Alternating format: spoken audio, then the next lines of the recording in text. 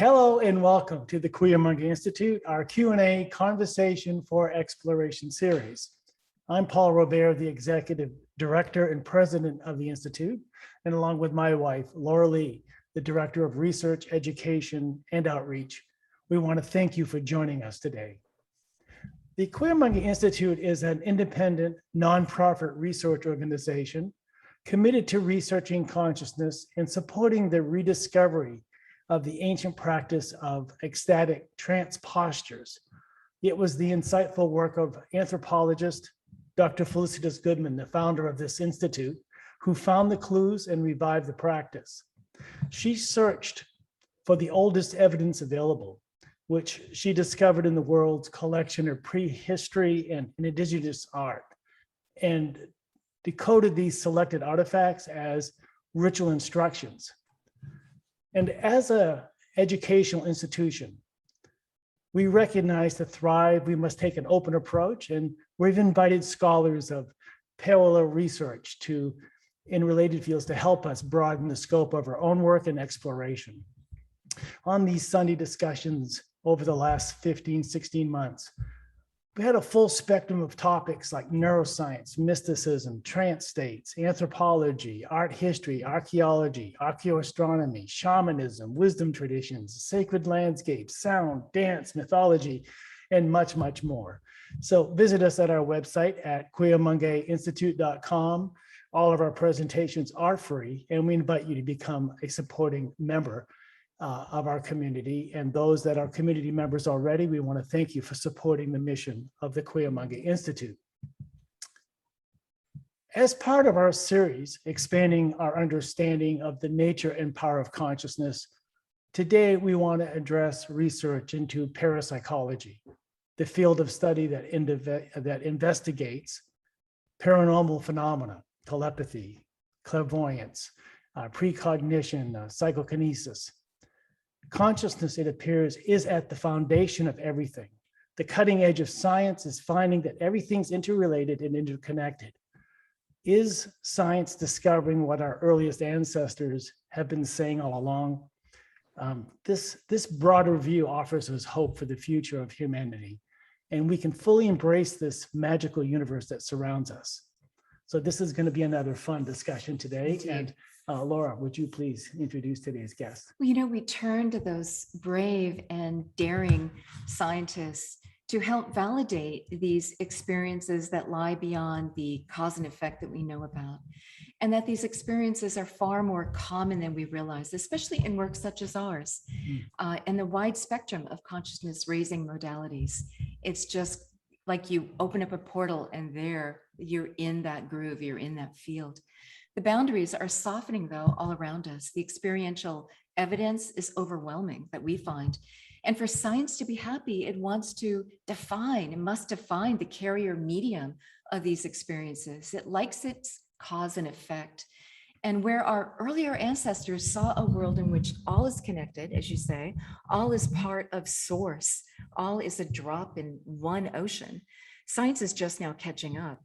And through the work of scientists such as today's guest, Dean Radin, and his 4 decades of research into consciousness, we are forging ahead. For 20 years, Dean has served as chief scientist at the Institute of Noetic Sciences. Also, he's the distinguished professor at the California Institute of Integral Studies.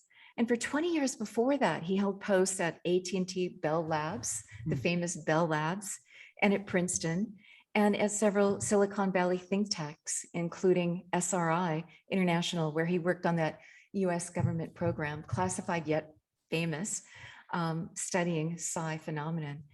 His books include Real Magic, Ancient Wisdom, Modern Science, and a Guide to the Secret Power of the Universe, and The Conscious Universe, The Scientific Truth of Psychic Phenomena, and Entangled Minds, Extrasensory Experiences in a Quantum Reality. How could we resist?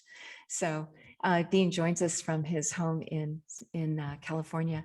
Hi, Dean. Thanks for joining us today. Hi, thanks for inviting me. Congratulations on all this work. You say that you're working on 15 different experiments just in the Institute for Noetic Sciences and many more beyond that. But before we get to that, if you could define magic, how you're using the term magic, and then how you got involved in this area of study. I can do an actual talk with slides, which addresses this issue in much more detail than we can do as talking heads. So do you want me to Sure. give this talk? Yes. So this is, okay, so this is something I gave to the Sir Arthur Conan Doyle Center in Scotland in February. So you'll see that on the slide. So I'll share the screen. So you see, I made this originally for the Sir Arthur Conan Doyle Center. Of course, he was the one who wrote Sherlock Holmes, and he also wrote about fairies. So this is the great mystery about Conan Doyle, that he clearly had one of the most brilliant, logical, and analytical minds, and yet he also believed in fairies. And not only fairies, but little people, elves, all that sort of stuff. So, scientific resurrection of magic. The term resurrection typically is associated with rising from the dead, but magic never died.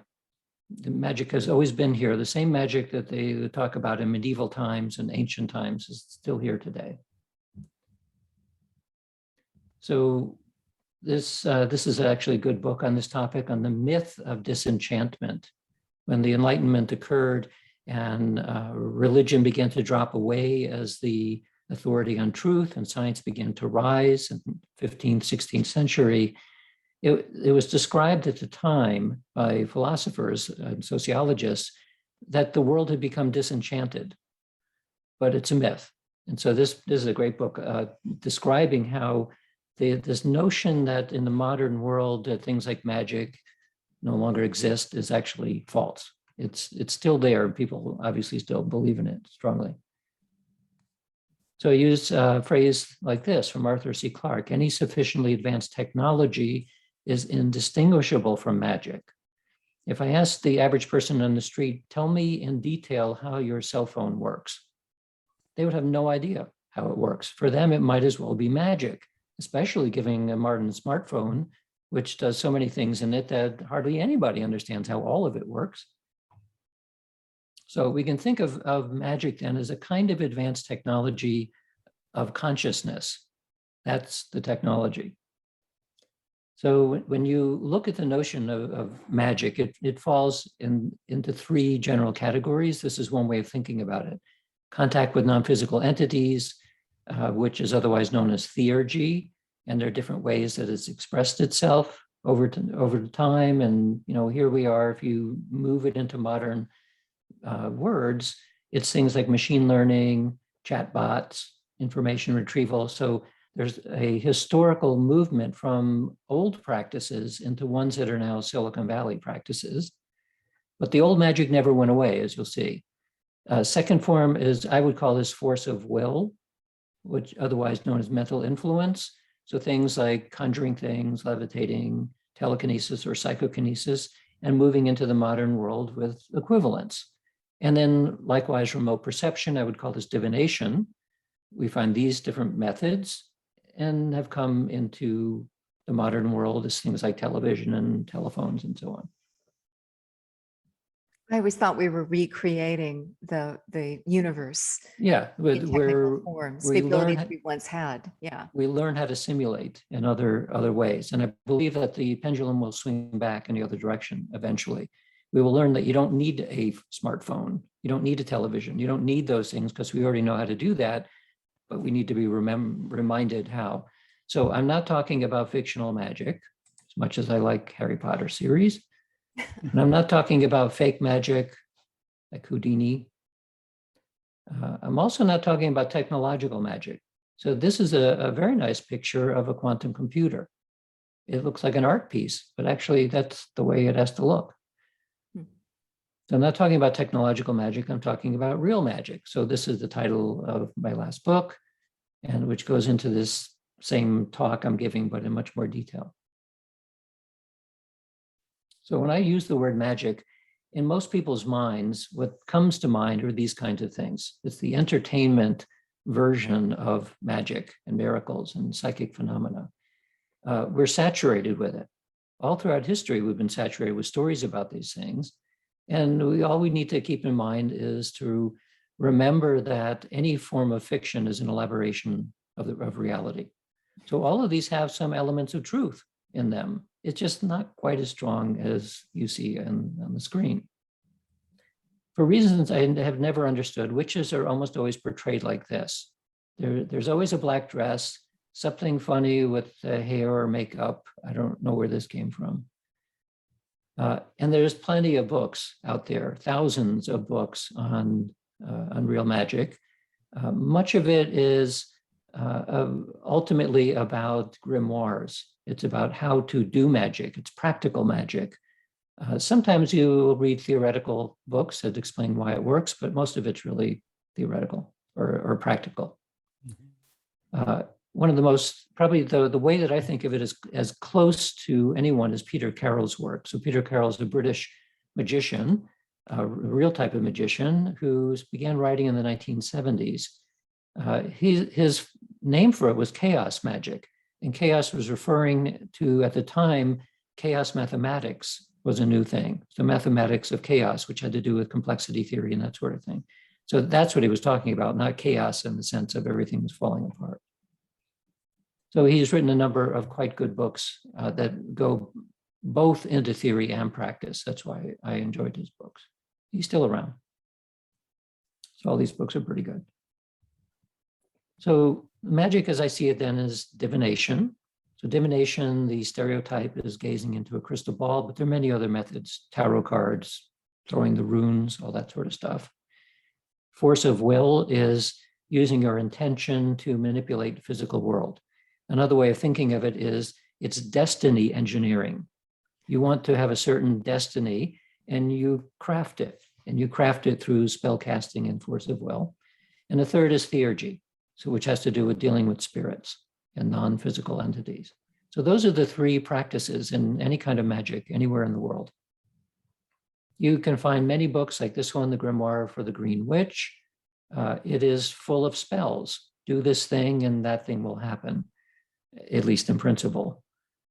So the primary ways that you see the spells, they fall into influencing others, usually for love or sex. Influencing others, by the way, without their permission, which overrides their free will, is black magic. That's the definition. The other type of spells are to get money, to do healing, and to shape destiny, to guide or shape your destiny. So this is how almost all spells are designed to do something. On influencing others, there have been experiments, scientific experiments, to see whether or not something like the Jedi mind trick actually works. So the way you would do this, one way to do this is you get a number of people who will do a task where their task is to do something like stare at either a real flame or an electrical candle. And every time they notice that their attention has wandered, they press a button. And so what this does is you can tell from each person, how is their attention behaving over time? Well, what they don't know is that somewhere at a distance, you have someone looking at them in a video camera, and they're given instructions to help them pay attention mentally or to distract their attention mentally. So that's what this image up here is about, that the person is either trying to help them or reduce their ability to attend. And this is very similar to the Jedi mind trick. Mm-hmm. Yeah. So this is an experiment on influencing others' behavior, where the behavior in the sense is your ability to attend. So this was published a number of years ago, 2012 already. Can we help just by good intentions through your focused attention? And overall, the results statistically are significant. These are not monstrously large effects, but they are real effects. They're showing there's evidence that a Jedi mind trick actually works. It works in several ways. This is the one which is a Jedi mind trick. These two are both about the feeling of being stared at from a distance. Does it make a difference in your physiology? The answer is yes. So these are quite a few experiments that it's listed, the number of people that were involved, and the probabilities and so on. So there's good evidence, especially overall, that the Jedi mind trick actually works. Well, it's similar So- to Brenda Dunn's results that she was explaining with Robert John at the Pear Labs in Princeton. Yeah. Right. But Right. on This is more on human behavior and human physiology, but in principle, yes, it's about the same thing. So can you influence others in terms of behavior and physiology, as the grimoires say? Yeah, you can. So what about making money? So Greg is an extreme athlete type who holds some records for human-powered bicycling, like huge distances over many days. But he also is interested in remote viewing, and being a very successful athlete, he has that kind of confidence that I can do anything. So he read about making money using remote viewing and decided, well, if they can do it, I can do it. So he did it over 13 years. He did 5,677 associative remote viewing tasks, and 60% of the trades were successful in stock trades, and he made $146,000. Uh-huh. So one of the things here is you can say, wow, this is amazing. You could outguess the future, in his case from 1998 to 2011, with a remote viewing task and make some money, but you can't live on $146,000 over 13 years. I was going So to say that payback for time Yeah. invested isn't that much. no, it's not that much. Statistically speaking, it's extremely interesting.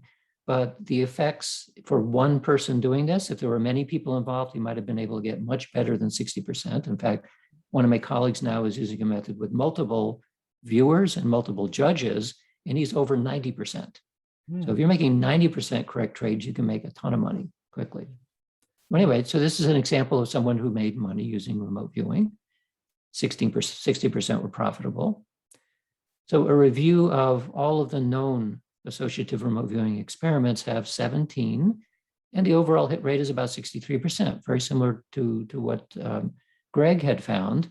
And so this shows if you're dealing with a 50% hit rate by chance for something like futures trading, you're going to make money. How fast you make it and all the rest of it, it's going to be, it depends on how risky you are, but in general, people are able to make money using divination methods. So can you make money? Yes, you can make money. What about healing? So healing, we did a study involving biofield therapies, otherwise known as energy medicine, and used all of these different techniques. And there are even more, many, many different ways that people do healing that does not involve touch, does not involve any allopathic methods or herbal methods or whatever, purely based on intention. And we focused on one form of problem to just make it easier to assess what was happening. So it was carpal tunnel pain, wrist pain, hand pain. We put people inside our shielded room. They sat in the comfy chair. We had the healer sit in this chair. We had a seer, a clairvoyant, sit in this chair who would clairvoyantly describe everything that she saw during the healing process. And then we had a whole bunch of instruments running sort of invisibly in the background. So in terms of pain relief, which is the primary measure, this is the and you can see the error bars there. So this is the mean and error bars, and they're very tight because it was a pretty consistent measure. That in terms of pain on a 10-point scale, something like 3.5. So it's annoying, a continual annoying pain. It's not dramatic, but it's there. Afterwards, 1.5. And this difference is not only statistically highly significant, but it's considered to be clinically significant, because when you come down from pain there to pain here, you can feel this, but it's so weak that it doesn't even bother you. And then 3 months later, we did a follow-up to see if it still had pain. Well, it went back up, but it didn't go back up to where it originally was. So this is a single half-an-hour treatment by an energy medicine practitioner. How do you Single count the treatment. placebo effect in that equation, though? We asked people what their expectations were beforehand. Like, do you believe in energy medicine? Have you ever done this before? What is your expectation? There was no correlation between the change in a pain measure and their prior belief. Ideally, we would do a control experiment where people came in and were actually given placebos by a fake healer, but we didn't have enough money or time to be able to do that, but that would be the obvious next step. Yeah. So this highly significant reduction in pain, which persisted. So can you heal people? Yes, through intention. So what about destiny? guiding your destiny. Well, the guidance in this case is about divination. Shaping it is about reality manipulation. So let's look a little more closely at divination, in particular, perception through space, otherwise known as clairvoyance or remote viewing. So in remote viewing, most people watching are probably familiar with this to some extent. So this is one of the simple type of remote viewing experiments. Maybe Brenda talked about this too in the remote perception experiments that they did at the Pear Lab. These were this example I'm giving was one that was done at SRI International. So it involves simply asking your friend, where do you think your friend is? So if this is the remote viewer, her task is, tell me where your friend is. So in this case, this person made a sketch. So the sketch has things on it like open, very airy, lots of poles and construction, something like a fence, like looking at something that narrows in the distance, quiet and solitude. So beforehand, the experimenters select randomly one of 4 places that the friend would go. So randomly, this was the place that was selected. So that's where the friend went. So now the pictures were taken at that location. These pictures, along with the 4 possibilities, there are many pictures, but this is just 4, and the transcript was given to a judge. Not Judge Judy, but some judge. So Judge Judy would look at the transcript and any written material and say, okay, well, I know it's one of these 4 places. Which one do I think it is? In this case, it's pretty easy to make the case. And so Judge Judy would choose that. And that would give you either a hit or miss. And there's a 1 in 4 chance of being right.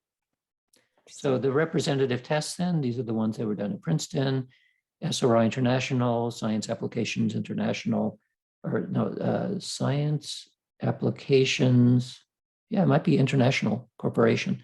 Mm-hmm. So these were both done as part of the secret military program. Now it's all classified, but actually give very similar effects. Probabilistically, there's no doubt that people can do this.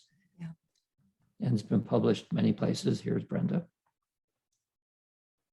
So another question that sometimes arises is, okay, it's a real thing, but is it any useful? Is it useful for anything? So this shows a graph of the different agencies, the Army, the CIA, the DIA, and so on, lots of different agencies that had used the spying unit, which was part of the Army at Fort Meade. Fort Meade, by the way, is where the NSA is located. So over this period of time, they did 450 missions and 2,700 individual remote viewing sessions. And this number is the number of times that the agency came back to them asking for more information about either the same or some other thing. So in some cases, like the Drug Enforcement Agency asked once, but they never came back. So maybe they didn't like what they got. The FBI only asked once, but some agencies like the JTF is the Joint Task Force, Army, Navy, and other agencies, they came back a lot of times. Mm-hmm. Because The gathering reason data is very useful no matter what the source. Then you right. So they, yes, as in any intelligence gathering operation, you get information from anywhere you can, Mm-hmm. and then the analysts will pull it together. Right. So many of these cases involve drug interdiction. So the agency would find like alcohol, firearms, and tobacco, would find that there was drugs that were going to enter the country.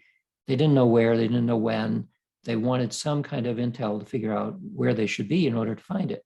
Mm-hmm. So they asked everybody they could find and use satellites and everything. They also asked this team, and they came back again and again because they found that the information was useful in being at the right place at the right time to find somebody who was bringing drugs into the country. The same with the DIA, Defense Intelligence, and other agencies. As you can see, some agencies found this actually very useful. So we can assume that though it's declassified, it may still be going on. Well, it might be. Or maybe used. Okay, it's proven it's useful. Now let's just use it. We don't need to study it. Who knows? Well, if government was rational, right? So are decisions made by people in charge in government and in business and everywhere else, is it always made on a rational basis? The answer is no. Sometimes it's made on emotional bases, or in some cases, we know that in some of these agencies, there were people who were highly religious and they thought that this was the work of the devil. Mm-hmm. So they said, no, we're not going to do this anymore. even though it was useful. So there are many factors that come into play on why something is used or not used. So if you want to know lots more about this, both the West, the US government's version, and also the Russians had a similar program at the same time. This book tells all about that. And 4 volumes of the Stargate Archives, which is in great detail many of the original reports that have been declassified. So most of the things that are still classified have to do with the specific missions that were involved. So they can say a great deal about the research that was done, but not so much about the actual missions. Some of it, a little bit. But what about perception through time? So one way of many ways that we can look at that is an experimental method I came up with called presentiment, in which you record some aspect of physiology. In this case, it could be EEG, it could be skin conductance, it could be almost any aspect of your physiology used in the same way that somebody would in a polygraph test. So we want to see not that you're lying or not lying, but how aroused is your nervous system? So while that's being recorded, a random decision is made, and either a very calm picture is displayed or an emotional picture is displayed. And the idea of the experiment is that if you're actually pulling in a piece of your future experience, if you know somehow unconsciously you're about to see an emotional picture, your physiology should reflect that in the present. Yeah. So here's what you get in this kind of experiment. So this curve is the average for before you see a calm picture. At this point, it is selected and it's shown, and this is your response. A little response, but you see it and you don't care. Mm-hmm. This is the point at which an emotional picture is selected randomly. Nobody knows in advance what it's going to be. And you look at it and say, "Ooh, what is that?" And you have a big response. The interesting thing is that this begins beforehand. Mm-hmm. So this is showing an unconscious form of precognition. It's been done now in over 4 dozen experiments independently, and it's there. It's a real effect. Boy. So here's an example I did in pupil dilation. So what she's looking at is this image, and we can see in the crosshairs where she's looking. We could also measure the size of her pupil while she's looking. So the pictures will come up randomly, just like in the previous experiment. And what we want to know is, here's the point at which the picture was selected. This is if the picture was going to be emotional, and this is if it was going to be calm. So as again, from the measuring 3 seconds before the thing is even selected, pupil already begins to dilate before you're going to see an emotional picture. And it dilates a little bit before calm. I mean, it's dilating here simply because you're seeing something, Right. but not anywhere near as much. Is a machine selecting it randomly, or is a person selecting it? Who's selecting it? A true random number generator selects it. So in principle, nobody knows beforehand, not the experimenters or the subjects, what picture is going to be shown. And it's pulling the pictures out of a very large pool of pictures. Fabulous. That is interesting. Fabulous. Mm-hmm. So I call this a presentiment result. It's a pre-feeling result. Mm-hmm. So this, again, 2012, there was a meta-analysis of all these studies. There's basically no doubt that when you look at the probability of the difference, this presentiment difference, it's basically 0. So we know that there is a real difference before. And the way this is put into a journal where we can't use terms like precognition. So this term was made up: predictive physiological anticipation. So euphemisms are used in these kinds of things. Right. And you're doing really well as an academic if maybe 1,000 people will view your study, but this is already years ago, 110,000 people. By now it's probably 120 or 130,000 views, which, as it says here, is more than 99% of all of the millions of articles published in this journal series. So people are definitely interested in this stuff. A question though. So a random number generator is selecting it. That result shows how many people out of 1,000. How many times does the 3 second have an indication of an emotional versus a calm picture? What's the percentage? And then what makes the difference? Is it a difference in the people? Are they more receptive? Is it a difference in the type of image? What makes it a go or a no-go where you see that effect? Well, those are all very good questions. I don't know what percentage how to answer that question, because generally you will run one person in 40 selected images. Like they'll do one session with 40 images. It might take 20 minutes and they're done. And then you take the next person, the next person. So the overall result of an experiment is based on taking the average of all of the pictures that were emotional and all of the pictures that were calm, and then looking at the period before the stimulus and assessing, is this difference significant or not? Okay. Like, is a real difference or not? So in this case, as we're Binary showing yes, here, no, not nuance. probability of 10 to the minus 12th is what? 1 trillion to 1. Odds against chance of 1 trillion to 1 that the difference that we see, even though it might be a fairly small in magnitude, there's no doubt that it is a real difference. Mhm. Got it. So is divination possible? Yes. What about manipulating reality? So in the old days, we would toss dice. The reason why we'd use physical systems like this is because if you think about a die rolling many times, it's the probability of landing on the face that you want is pretty even, like in this case, 1 in 6. But the idea that you might be able to nudge it just a smidgen to be able to get it to land the way that you want, you don't need much force. And that's how these were originally designed. So you need just the barest amount of force to make it work. This is the random generator at the Pear Lab. They used this for many years. Today, you can get the same thing in a little memory stick. It's just as good as the old ones, but it's on this little tiny stick for $50. Whereas I'm sure that when that thing was made, it cost probably $10,000 to make it. The version now is I think it's True RNG version 3. Still costs $50. It's very good. It's a USB stick. So at Princeton, they ran experiments using their device where people would intentionally aim to get more ones, and over time, that's what they got.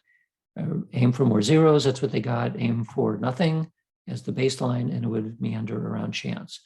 So you can make a statistical estimate. How likely is it that this would have separated high-low in this way? And the answer is not chance. This was something about the intention of the people. I can almost So- imagine it's like a muscle that you're learning to use. And so if you got feedback, oh, that worked, that didn't work, you would learn over time to strengthen that ability. Is that true?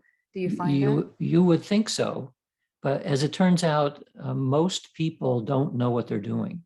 Right. So but- it's similar to Right. biofeedback in the sense that you don't really know how to make your blood pressure go up or down, but you can learn that somehow. And it's because you actually do unconsciously know how to do that.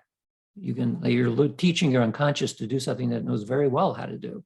In this case, you're manipulating probabilities of a physical system somewhere else. And your unconscious, for most people, have no idea how to do that.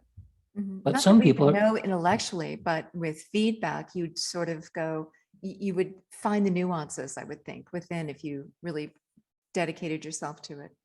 There's a smidgen of evidence that that is correct. Okay. But it takes an enormous amount of trials to do that. I mean, Like we're the talking, gentleman with the trades over 11 years, right? Perhaps. yes, it could take He's 10 getting years feedback. of Oops, I daily lost it. practice. Yes, enormous amount of practice. And in the beginning stages, just as in biofeedback, most of the time you're failing. Mhm. Like you're learning something unconsciously, and eventually at some point, oh, I think I've learned something. But that could take a year, right? It takes a long time to learn how to do these things because it's not something we would normally do unless you have talent. And people who have talent can learn it pretty quickly. So we looked at all of the studies. We found 800 studies using random number generators and unequivocal effects. No doubt that this was actually a real thing. You need a lot of trials, a lot of people, a lot of experiments, either in yourself, do it 10 years every day for 2 hours, or take 800 experiments that other people have done, and you can put it together and do the equivalent of a very long-term experiment. So in control conditions where nobody's trying to do anything, you get chance. And when you are trying to do something, you get unequivocal positive effects. So I've done those experiments. I watched carefully when I was at Princeton watching the Pear Lab do it, and I've done many myself. So I became more interested when I got the ions on what else could you do with this. So the healing study showed that it worked there too, except in that case, the healers didn't touch the clients, but they were close. They're like, within a foot. So you can think of other ways maybe that they had been influenced. So these are studies where the influence is completely separated from the target itself. So there's no placebo, there's no other explanations. So we wanted to see, could we influence plant growth? So we take this little plant called Arabidopsis thaliana.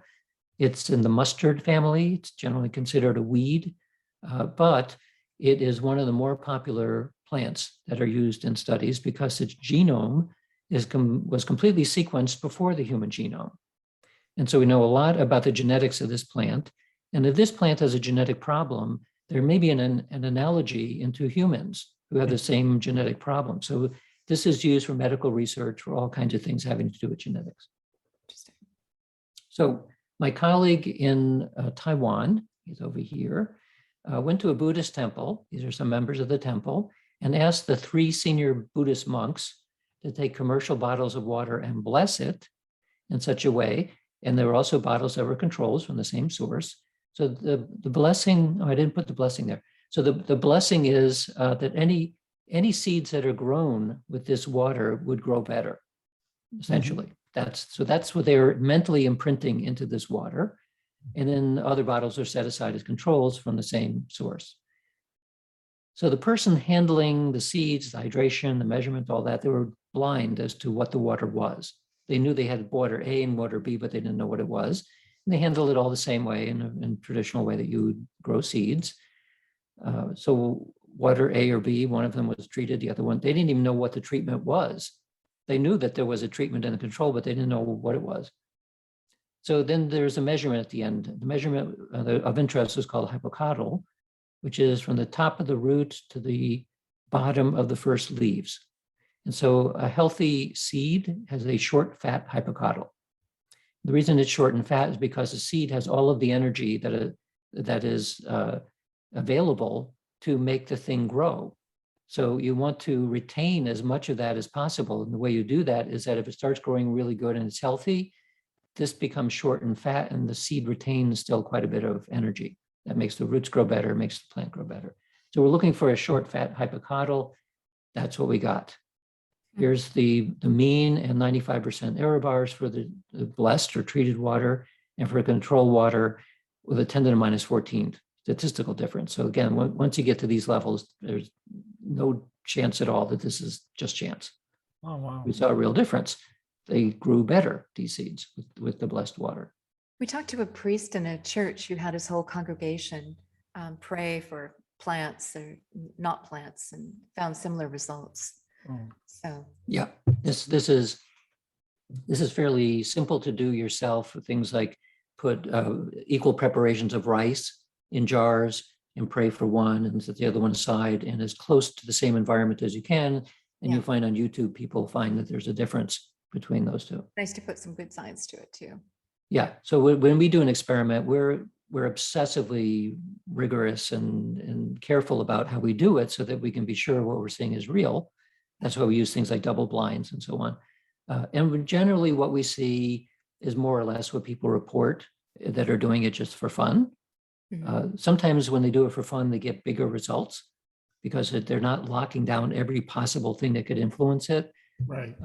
But it's roughly the same. So over the years, when people have looked at mind-matter interaction, everything from photons to human behavior, we find evidence in all of these cases that the application of intention does something to physical systems. We find that a bouquet of flowers in our ritual space lasts very much longer than it should. Oh, We find that too, where we've been doing ceremony, the flowers stay fresh days and days afterwards.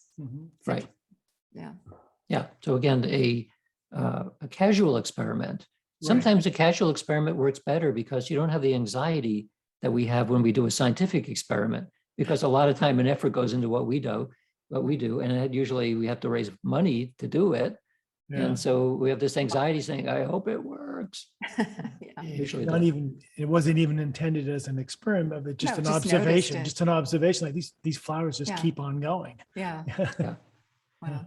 Okay, so does reality manipulation work? Yes, apparently does. Yeah. I would say, in terms, how is the magnitude of these effects? You know, if you think about it, are you going to start floating and levitate away? Probably not. The magnitude of these effects are pretty small, but they're real, right? So there's always the confusion between, oh, it's like only a 1% effect or a 1/10% or something. Who cares? We care because it's a real effect, right? Mhm. The charge on the electron is really, really small, but it's also real. And that's why we have electrical power grids that are running gigawatts. So we want to know with high confidence that it's real, and we don't really care too much about how big it is. So then the next issue here, which I mentioned before we started recording, is this notion of a genetic basis for psychic talent. Is that a thing or not? So the witches, of course, historically are thought to have that, although realistically, witches could have just been involved in herbalism or something that has nothing to do with any kind of psychic stuff, but they're all kind of put in the same category. Mhm. So is there a genetic basis? Well, we did a study where we found 3,000 candidates around the world where we were advertising for people who thought that they were psychic, who came from families of psychics. And so it's relatively easy to find people. We found 3,000. We probably could find more if we just spent a little bit more time on it. We narrowed that down through a whole series of steps to find out, did they really have talent? Were they psychotic and they only thought they had abilities, and on and on and on. Lots and lots of work on that. And we vetted it down to 13 psychics and 6 mediums who came from families with similar talents. And then we matched them against controls. So when we did this study, we thought it's going to be difficult to find these people. It turned out to be much more difficult to find the controls. So all of the people we ended up with were women from different ages, genders, and races.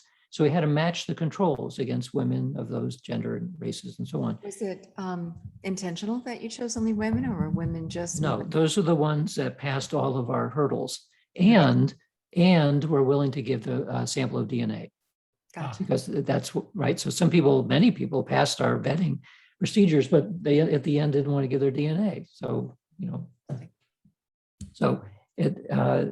it's difficult to find controls. So we got the DNA, we did a full genome sequence on them. And the thing that surprised us, we found no differences in the exome. So in genetics, there's 2 major differences in what genes do. So when we think of genetic differences, we usually think of the portion of the DNA that codes for protein, where bodies are made up of proteins. So we originally, 20 years ago, 50 years ago, were thinking that what DNA does is code for how your body is put together, essentially. All aspects of your body is made up of proteins. Well, that's called the exome. Our surprise, after finally figuring out what the full genome looked like, is that a very small percentage of DNA codes for proteins, like way less than 5%. So 95% of it, we don't know, well, what is that? What does it do? For a long time, it was called junk DNA, right? So we didn't know what it did. Now we know a lot more about what it does. And in fact, we found no differences in the exome. We did find an intron sequence that had a difference. So you have exome, which codes for proteins, and you have introns, which do not code for proteins, but act in many ways as an epigenetic switch. Those are the portion of DNA that turn on genes or turn them off. And so we found a difference in the intron sequence on chromosome 7 in a particular gene that we don't know for sure yet, but we think it is a epigenetic switch that will turn on this particular gene, the TNRC18 gene. So this particular gene is found all throughout the body. It does stuff throughout the body. It's found in the brain, it's found everywhere. Without it, you would not be alive, like a lot of genes. Some genes you can actually not have and end up with some kind of serious disease. This one you need, otherwise you're not going to be human. So we found the difference there. And the strange part is that the difference was not what we thought. We originally thought we would find that the witches among us would be mutants. They would be X-Men. They would have something that the rest of us don't have, but that's not the case. What we found is that the people who have this particular intron sequence were the controls. That means that the people that most of us, we in genetics terms, we'd say we're the wild type. We have the wild type genes. But there are mutations out there. There are variants as well. So if you have a variant that has this particular intron sequence, you're very, very likely never to experience anything that you would call psychic. It's just not part of the way you're made up. And no one in your family would either. So it's not surprising then that people who have that particular mutation would be extremely skeptical about things psychic because it's not part of their reality. They would listen to what other people say and say that those people must be making it up. Wow. The thing we also found, which was surprising, is a sociogenetic finding. And this refers to what is known about how large populations, how their genes are different from one to the next. So you can think immediately of different races have slightly different genes. That's why they look different and so on. But it also turns out that different aspects of history and society also have different genes. So the idea of Christianity as a genetic basis is known. And the way they do this is to look at a place where Christianity began or where it has been around for a very long time, which is very roughly the Holy Roman Empire plus or minus a couple of countries. Right. There's a higher density there.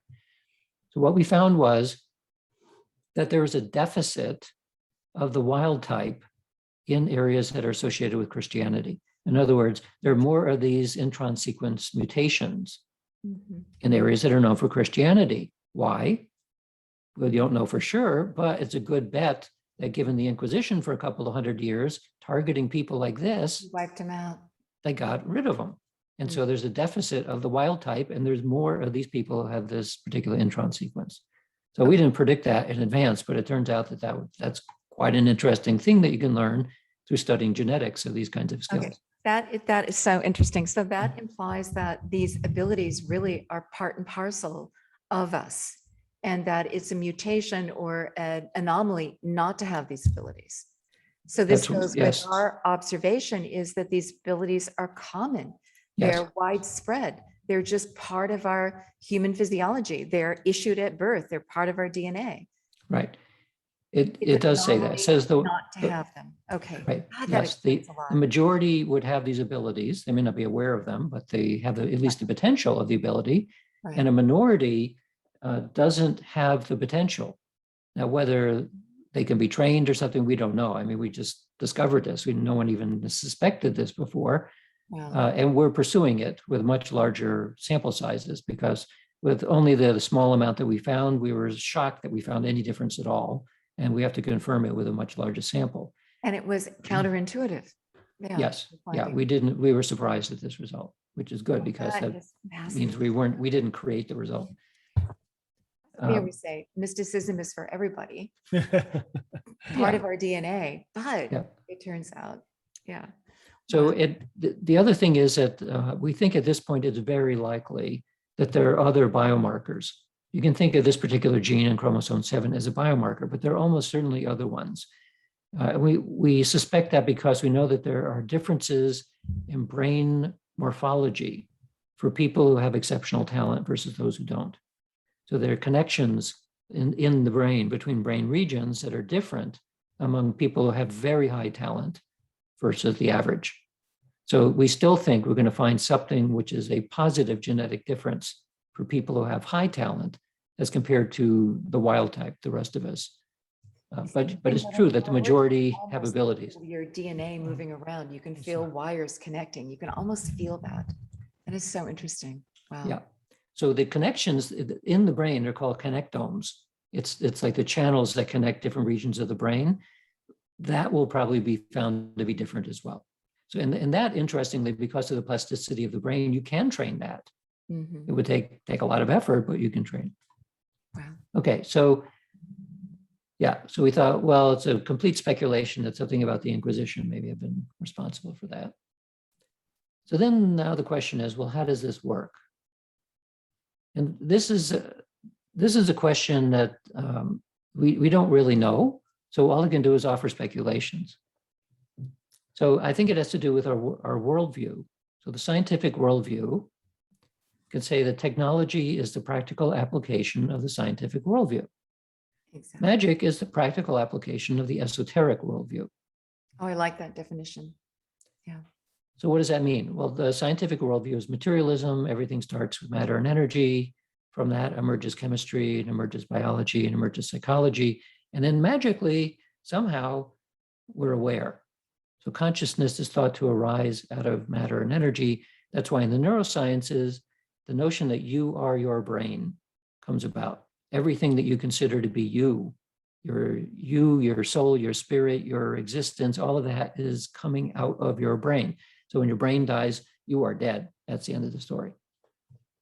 So this is why philosophers will sometimes say that since consciousness is somehow coming out of matter, that the zombie looks like he's alive and has consciousness, but he doesn't really. So their view then is that our own consciousness has the appearance of being aware, but isn't really aware. It's like an illusion of matter.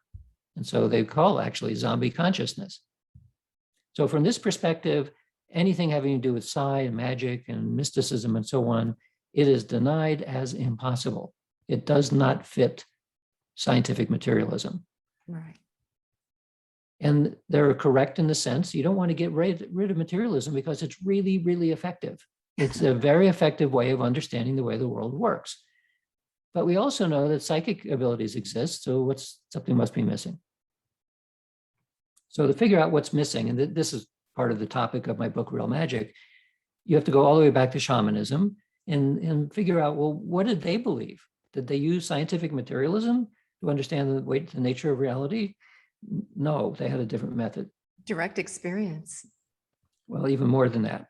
So the methods, the way that they conceived of the physical world eventually turned into words like Hermeticism and Neoplatonism, Kabbalah, alchemy, Gnosticism, and the East, yoga, the Vedas, Buddhism. These were ways of encapsulating what the shamans knew from then and still today. And if you do a synthesis of all of these esoteric ideas, it comes down to this. The consciousness is fundamental, not matter and energy, but consciousness. And so if we use the same pyramid, we can say all we're doing is just putting that mysterious thing there and we're just putting it below physics. So physics, the physical world emerges out of consciousness. That's the esoteric idea. And then all of the rest of this, all these textbooks are correct. The only thing that they have missed in there is what is the underlying assumption of where it comes from in the first place? Well, the esoteric religions or esoteric traditions would say it comes out of consciousness. A philosopher would say it's idealism. So psychic phenomena, magical phenomena, mysticism, in this case, are all accepted, and it's actually easy to understand. Because it's our experience and it's the other half of the equation, and now suddenly things start to make sense. Our worldview reflects what we truly live. But it's more than that. It's like, yes, it comes out of your experience, but when a philosopher or a proto-scientist would start thinking of, well, how is my experience related to what I'm experiencing, right? Experiencing is something that's presumably out there. But as an idealist would say is, that's actually not correct. All of your experience is happening inside. So you have the appearance that we're talking now, that I'm somewhere distant, I'm using a computer or you're using a computer. That is all being generated inside. An idealist would then say then that the external world, it's something, is like there's something out there, but you don't really know what it is. The brain, the mind. Atoms, right? This is all an illusion. We've got, But not an illusion in the sense that it's not real. It's an illusion in the sense that we're constructing it. Right. Or it's like we're constructing a movie. So this is the idealistic or the Eastern esoteric worldview, and materialism we discover is a subset of this larger way of thinking about reality. So we shouldn't be too surprised that there are subsets. Classical physics, up until about 1900, was considered to be everything that anybody can know about physics. Well, then relativity and quantum mechanics came along. We still don't know how to combine these two. There's a lot of effort in that direction, but we now see that classical physics is a subset, a valid subset of relativity and quantum mechanics. There's a huge amount we don't know about. There's still philosophical ways of understanding it. And we still don't know what dark energy is and dark matter, even though we sort of can kind of measure it. So the idea that there are subsets or special cases in ways of understanding reality is already well known in physics and in other areas as well. And if you look in the literature, you find things like this, that now quantum mechanics is suggesting there's no thing as an external objective reality. So two observers can experience different conflicting realities, which again is saying that there's something out there. There is a reality, but it's not quite objective. It's more like it's a subjectively created something. And so if a mystic goes into the quote real reality, and now they come back and you say, well, what did you experience? The usual answer is, I can't, there are no words to experience that, Right. because our words are based on everyday reality. And this is very alien to that, the actual reality. And you find it increasingly now, even in pretty conservative places like Scientific American, that the question is no longer what quantum theory is correct, but what it means. And the key here is that it means that it looks like there's a primary role for mind in nature. Find this again and again. So we go back to the grimoire. We find most of it's about influencing others, making money, healing, shaping destiny. So I would say that we're doing something like this, that there is this ancient esoteric way of understanding reality. We're working towards some science further in the future, and there is a connection, a direct connection between ancient and modern. And in my book, I then speculate about where we think the future will go. And now I can stop, because it's not only on the hour, but it's time for questions. So I'll Time stop for sharing. questions. Oh, Well, boy. You probably want to have the first question. First Where do you opportunity. think we're going to go? Yeah. The last questions you asked. What do you think the future? You're thinking the pendulum will swing around because the evidence is overwhelming. Leading edge science is now coming full circle back to what the ancients in their own mythopoetic language was saying. Right. And we will put the other missing half, consciousness, to the equation. And then we'll try to see the world as sacred and connected.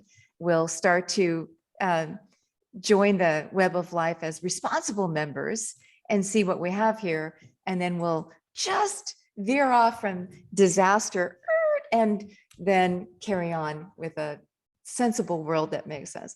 Okay, that's what I see. What do you see? I would say that we will resurrect some of the principles from the ancient past, because they weren't all correct. Just like we're not all correct now. Agreed. Some of that wasn't correct either. Agreed. So what I hope happens is that there's an integration of ancient ideas, especially the one that consciousness actually is fundamental. That will begin to revise how we think about the nature of reality. It will significantly revise what we think about experience, especially experience that is now considered to be anomalous or impossible, psychic and everything else. That will change as a result of beginning to recognize ways of understanding the rest of reality that currently we don't know what to do with it. So one of the reasons why the Institute of Noetic Sciences is one of the only places in the world that's doing this kind of research is because you cannot do it in the academic world, right? There are tens of thousands, millions of academics around the world, and roughly probably about 50 scientists and scholars who are actively involved in this in the academic world. Well, 50 out of millions is basically, it doesn't exist, which is really bizarre because we know people have these experiences. So one of the things that I've become more interested in the longer I've been in this field is how to break the taboo, which prevents this from actually taking place, this kind of research. And the taboo, it goes all the way back to the development of scientific materialism as the only way, the only valid way of understanding the nature of reality. So that has got to change. One of the reasons it has to change, besides that it can't accommodate everything, is because the scientific worldview is a worldview of nihilism. It's the worldview that tells us that we are here by pure random accidents. There's no meaning to anything. The universe is pointless. You die and it's all over. And not only that, at some point the universe will die. The suns will run out. It will become completely black, and only by another complete random chance will there be another Big Bang or something like that. And the whole pointless thing will begin over again. Well, that's not very satisfying. At this point, at one point, I thought, well, that might actually be true, because materialism is so good so far in describing things that you don't want to throw it away. But after I realized that you don't throw it away, you just perceive it as a special case. It only works in certain domains. then a larger and more comprehensive way of thinking about reality is required. And it looks like something like idealism is the way to go. In which case, it's not only that the universe is meaningful, its essence then, in a sense, becomes meaning itself. So it's a very different way of thinking about reality. And so the reason why nihilism is bad is because it accelerates, it amplifies all of the worst vices that humans have. Because if you live in a pointless universe, the best thing you can do is to get the most money and buy the most things. That's the idea of materialism, that all that matters is material. Well, if we were wrong about that, we had better figure it out and figure it out really fast. So I'm hoping that maybe the crises that we're in will help accelerate other models of the way that we perceive The reality. clash of worldviews is, and the big rethink is underway. Right. So Let's take a few questions. I'm going to take Tony first. Tony, go ahead. Well, thank you. This has been absolutely splendid. I really appreciate everything you're saying. I anticipated liking this and have bought many of your books over the last week. So Thank you. Thank you very much. There are a few things I'd like to talk about or ask about. One is you mentioned the influence that can be applied on things. And I'm wondering, what are the methods of shielding from influence if you wish to do that? Or if you sense influence, can you sense it and respond in some way?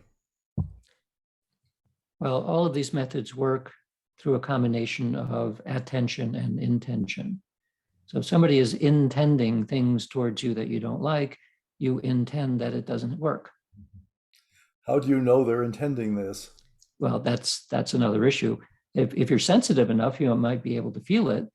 If you don't know, you can just have a daily practice as part of a meditation of one of protection, right? You can simply, by intention, create the equivalent of a shield that'll bounce back anything that you would perceive to be harmful to yourself, whether you're consciously aware of it or not.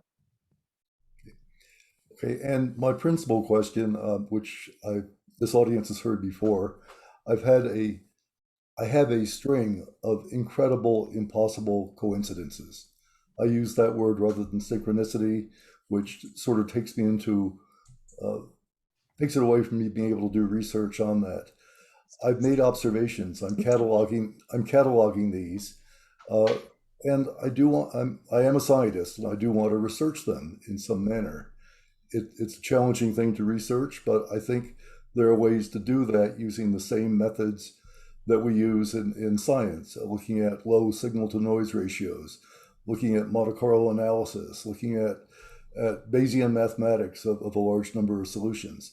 So I'm interested in applying these things, but I wonder if you have any advice for me about how to start an experiment or a set of experiments that would define the causality of this. Well, the example, an easy example is the one that was used at the Pear Lab. You get something like a true random number generator and see whether your intention can cause the output to deviate from expected chance. And in the old days, 50 years worth of tossing dice and then recording what the dice are doing. No, that's great, but these things are coming to me. It's like there is something being spoken, something in my DNA, something in the universe that I'm following, that I'm sensing. It's not that I can do an experiment with a random number generator per se. Well, if you're talking about spontaneous experiences, especially ones that were not evoked, but are guiding you in some way, the only way I can think of then are qualitative methods, which are to keep very, very close track of all of the parameters involved in what happened and when it happened and the time and the day and the environment and all of those kinds of things. You may not be able to discover the underlying causal mechanism, but you might be able to discover correlations that actually are related to when these kinds of events occur. So I'll give you an example. So there have been many recordings of spontaneous psychic events, and some colleagues did an analysis of the state of the Earth's geomagnetic field on the days when these events occurred as compared to other days. And they discovered that these events are more likely to occur on days of quiet geomagnetic activity. So there's a correlate. Interesting. Quiet. Okay. And the correlate suggests that we know from other studies of geomagnetic effects on human physiology and behavior that when there's a geomagnetic storm, there's more heart attacks, there's more accidents, there's more violence. So it's as though we're sensitive to Earth's geomagnetic field and it disrupts our nervous system on noisy days. So on quiet days, everything quiets down. We become more receptive to these kinds of things. So that would be easy to do. Well, Yeah. I've also talked with a nurse, many nurses in ER labs, and they say on the full moon, a lot more crazy accidents, the ER fills up. Every time I hear somebody working in an ER, I ask them about the full moon and they say that's real. So that's another effect. Tony, this reminds me of Vicky, your friend Vicky, who you introduced us to, who talks about her work with a tribe in the Amazon, where she says telepathy is a matter of fact. And going out with one of the hunters, and when another hunter in another part of a dense forest makes a kill, they all come and congregate to help dress the kill and take it home to the village. She said there's no cell phone, there's no calls, there's nothing she could perceive, but they all just knew. And it seems to me that maybe there is a carrier wave, right? Just a normal, we don't have to invoke anything outside of the norm, but we're just tuned to something. And if we pick it up and we utilize it, we grow up in a culture in which this is normal, that muscle is flexed and primed and ready to use for telepathy, whatever it is, the receiving, transmitting mechanism. But if we grow up in a culture that denies it, then we learn to shut it down just to survive in that culture, or we learn to switch it off, or maybe we quiet it down, or we ignore that signal. I mean, what do you think, Dean? Isn't this just all part and parcel of our standard equipment? But growing up in a society, we tune it off, perhaps? If you have the ability to go into an ashram for a year and meditate 10 hours a day, you'll understand a lot better what's going on. But most of us don't have the luxury of being able to do that. So we have to rely on spontaneous events that are strong enough for them to rise up to our awareness. And then because we can't see where the cause is coming from, about the best we can do is just keep track of it and maybe try to interpret. Fires when there's a need for it, because really we're focused on this everyday world. We live in a society that incubates us to perform the work that it sets out for us to do. And all these distractions just get in the way, right? These abilities. But if there's a real strong emotional need, we get it, we receive it. It overrides the barrier. Yeah, so it's like a survival mechanism. It makes sense. Yeah. Dean, I would mention that my experience also is across great periods of time. Something that happened 40 years ago comes back in precise detail now. Things of this nature, that impossible connections are happening with people. It's totally impossible when you look at the probabilities. Well, impossible from a worldview in which things are disconnected. Right. Exactly. Yeah. So we revised our worldview a little bit where everything is completely interconnected, in which case it's surprising that we're not saturated with synchronicities all the time. Well, I am saturated with them, and I've adopted to that, and I do keep notes, and I've also discovered one experiment: the more I pay attention, the more they come to me. Right. Yeah. Right. So it's a matter of tuning your attention. Yeah. As You Laura was develop saying. a relationship with the universe. You listen, you respond, and it keeps the conversation going, just like with any other relationship, right? So also the issue, we use words like signals and carrier waves and receivers and senders and so on. In parapsychology, we have never found anything that looks like that. Wow. Right. So what we're dealing with is something more like a holistic medium where actually everything is connected to everything else. We use words like sender, receiver, and signals because we don't know what else to use. And also it's difficult if you think about the epistemology that's required in order to study what is happening in a holistic medium, because now cause is extremely complex. There is no single cause to anything. So a star will twinkle a little bit somewhere and the entire universe will feel it. So you're feeling an interesting synchronicity when you do, maybe if we had the ability, we'd survey 50,000 other people and ask at the same time, did you get something too?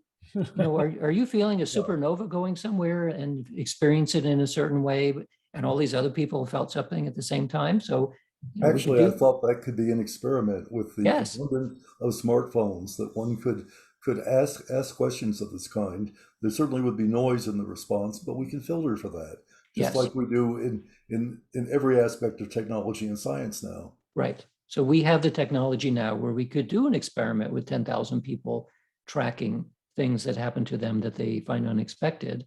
And so I wouldn't be too surprised if it turned out that everyone has slightly different ways of experiencing these things, but they tend to rise collectively, not just individually. I think so too, in time and space, both. So I think it would be extremely interesting to look at both the temporal and distribution around the Earth. I agree. Maybe there is a group like IONS, which has a network of people who might participate. Well, the closest that we've done on something like that is the Global Consciousness Project. Have you talked about this or heard about this?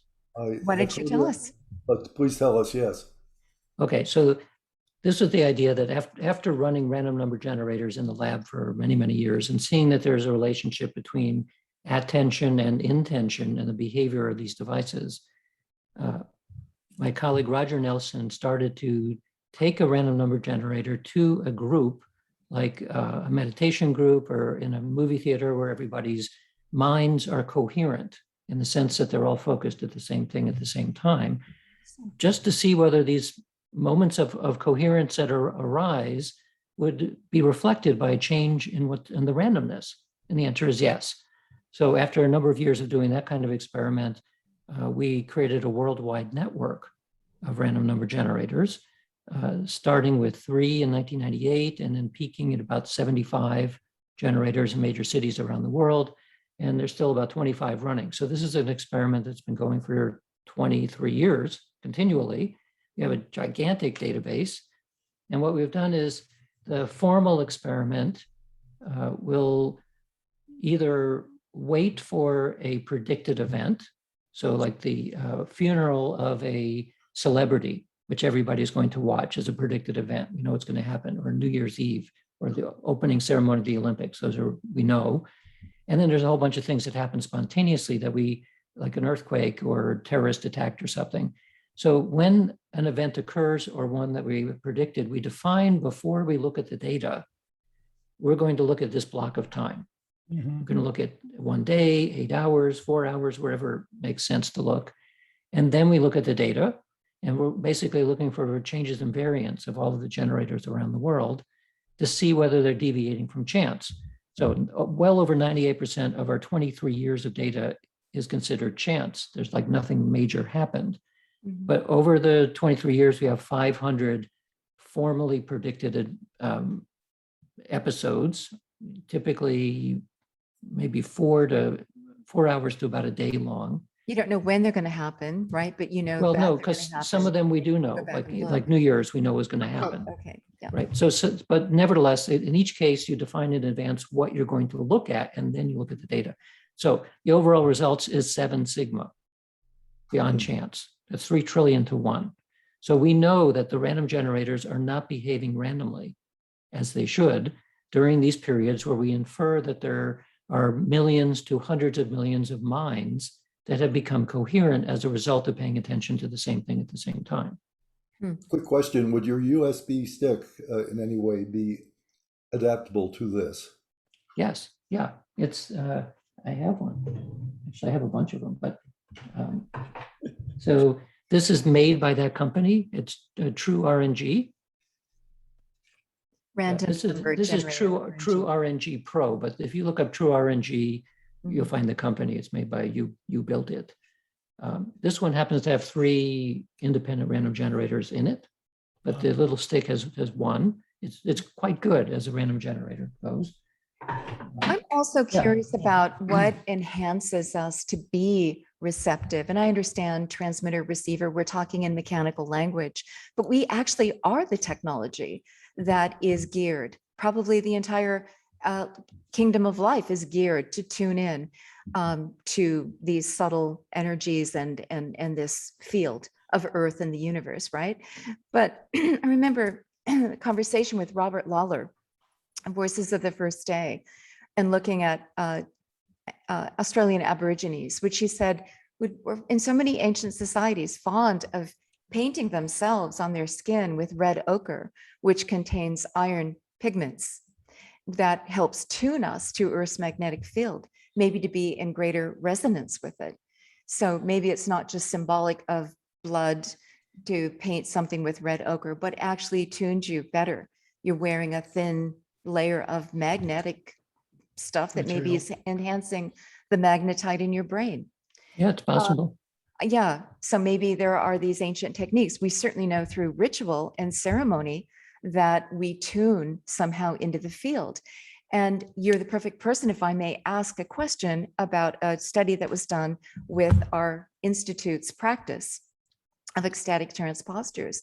And this was done by Belinda Gore and Felicitas Goodman. Goodman's the founder when Gore was the vice president. They went to a gamma ray chamber, somebody who had a gamma ray apparatus. There were 5-minute intervals studying the measurement of the gamma rays randomly going inside the room. Inside the chamber where it was shielded, they were taking also the 5-minute interval measurements. So before, during, and after.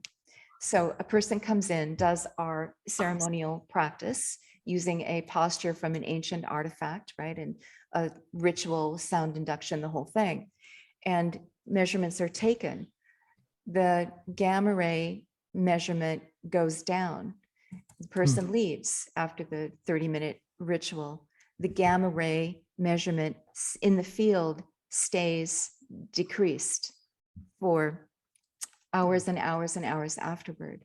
So it looked like maybe the field was changed, not just the person, but the field in the room was changed and remained changed. What's going on there? How is that possible? What are the implications there? So I just think it's interesting.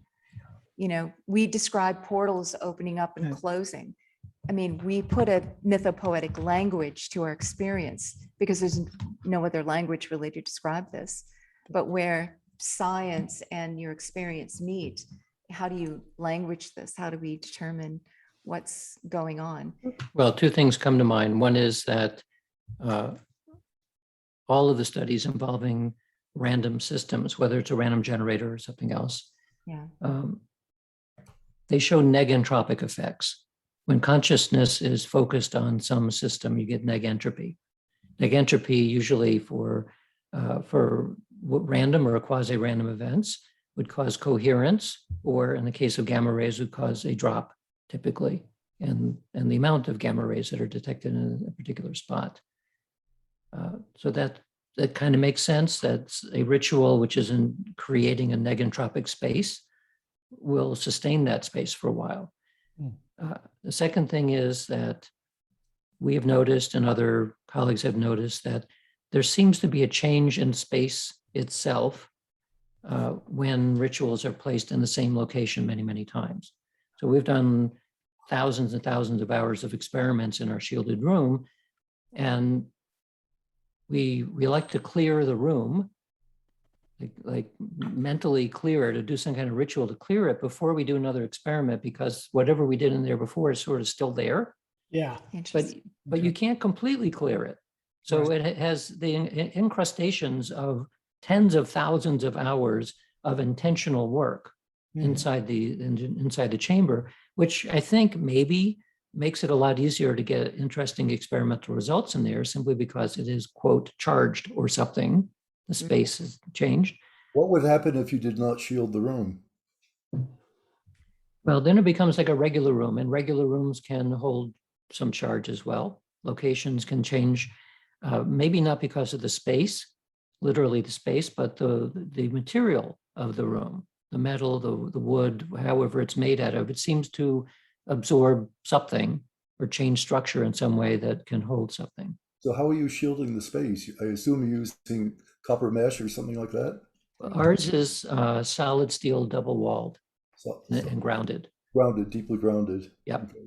So it's a commercial shielded room, mainly or primarily made for RF frequency testing. Mhm. So when you look at what it's actually shielding, around 10 kilohertz and above is completely gone. 10 kilohertz and below, it's very difficult to shield, but it's pretty well suppressed as well.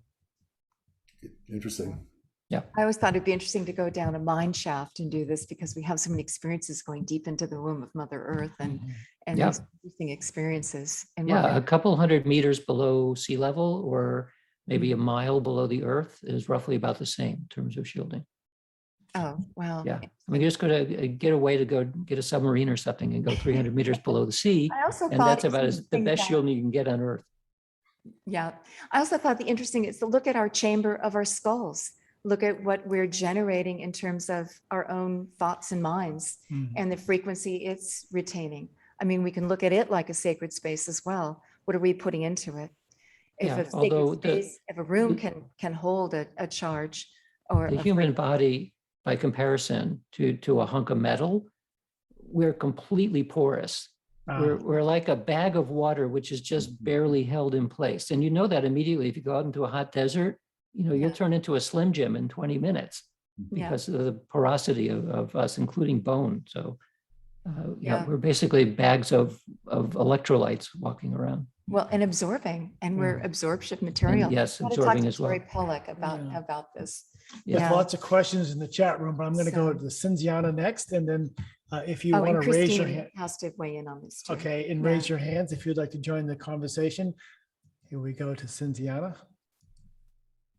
Thank you so much for this talk and for actually performing these experiments. I've done some experiments like this myself, although at a much smaller scale. To give you an idea, my background is in cosmology. And during my PhD, I was working with random number generators because I was performing large-scale supercomputer simulations of structure formation in the universe. And we start with the fluctuations imprinting random number generator-induced fluctuations when we look at the scale. So I learned early on that there's no such thing as a random number generator. Yep. Because depending on who was performing the experiments and what computer was using and all those things, there were patterns.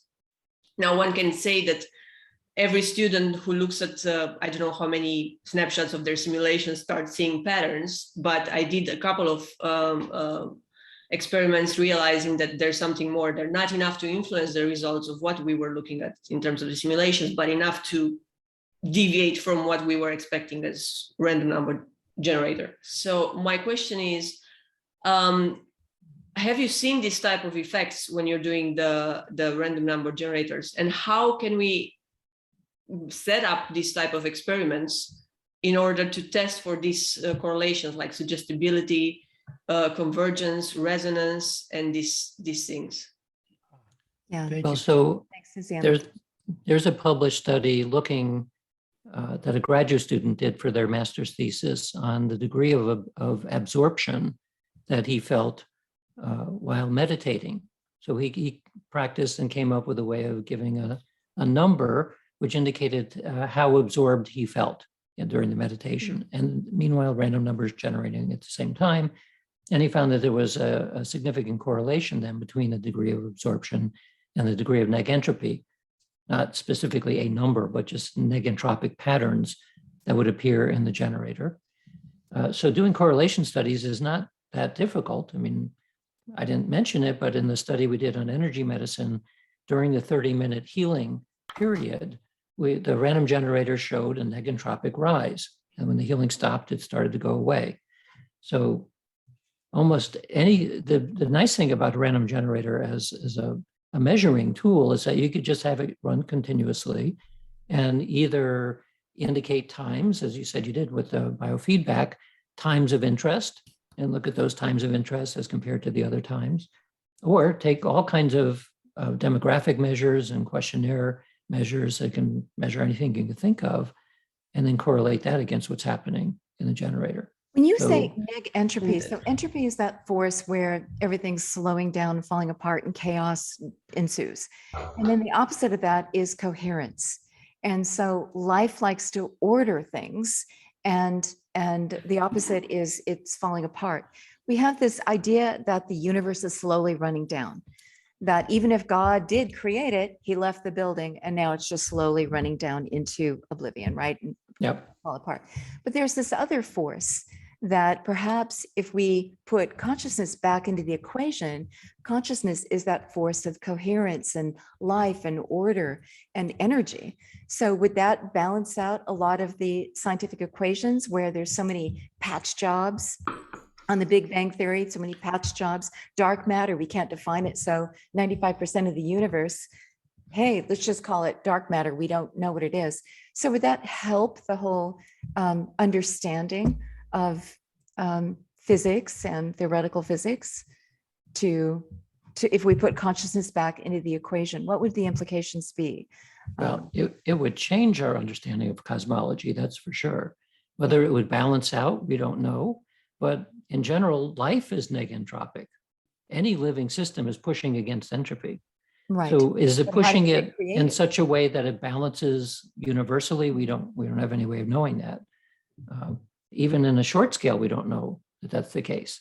But we do know in very short spaces, like the fact that we're alive and doing this, we eat entropy, basically. Actually, no, we eat negentropy to remain alive.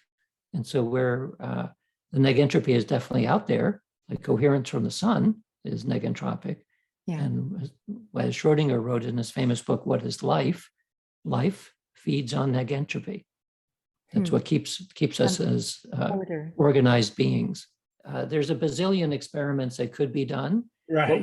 What we can do now is very different during the COVID time than what we were able to do in the past.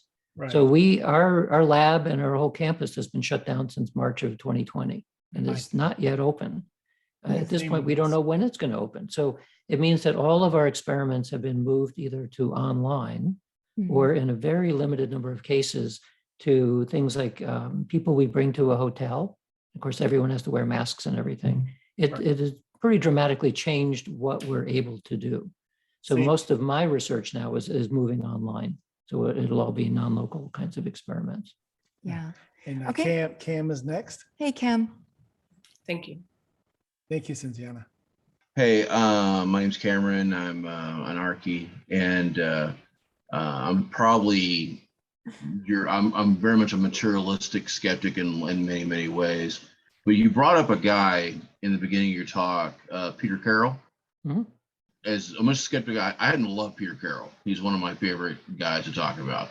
Yeah. I love him so much because he's very unapologetically doing what he's doing. There's no, it's absolutely, this is what I'm trying to do. I'm trying to show that this actually exists. All right. Yep. And I want to know from you, how much influence has he had on your research? Are you doing things like sigil work? Are you doing anything like trying to apply his formulas for magic? Are you doing anything in the aspect of so are you, and one of the cool things about chaos magic, of course, is that it's a system that can be applied pretty much to any kind of paradigm that you want to apply it to philosophically. I would say yes and no.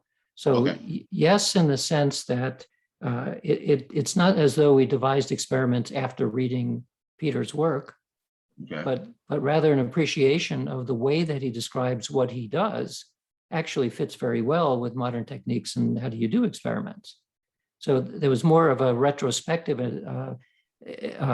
discovery that here's a modern magician who is saying many of the things even that have been said before of how do you know if the magic is working? Well, you keep a lab notebook and you keep track of every single thing that you do and you write it down. Well, that's what we do. That's the process of science. So it's taking these ancient, mostly ceremonial or ritual methods and applying modern methods of tracking what's happening. Interesting.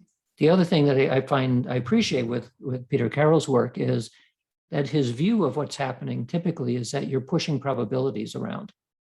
Exactly. Right? And that is actually many of the experiments that we look at that involve the interaction of mind and matter ultimately come down to using statistics to measure probabilistic differences between this and that. So that's compatible as well. So I've read most of what he's written, and like a number of modern magicians, they're applying modern methods to these old ideas. And the reason why I wrote my book, Real Magic, is because, as I say in the book, that if somebody had told me the year before I got this idea to write this book that I was studying magic, I would have said, you're crazy. This has nothing to do with magic. Well, after looking into it all, I realized, oh, actually, that's exactly what we're doing. We're using slightly different methods, but the ideas underneath it are essentially magical ideas, just using modern methods to test it. I have to say, Cameron, you're an archaeologist today, but you were a cop. And I see in the chat room, you mentioned telepathy is real. Any cop on the street knows when somebody's staring at the back of his head.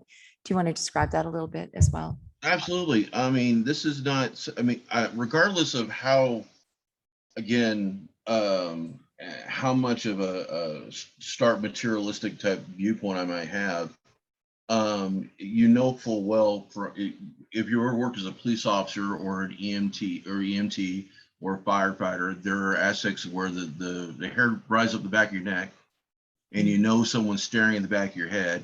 You feel it. Matter of fact, they actually teach these kinds of things in the police academy, where they talk about your sphere of influence around you, which is roughly about 6 feet, or about the distance of your fingertips stretched out in front of you.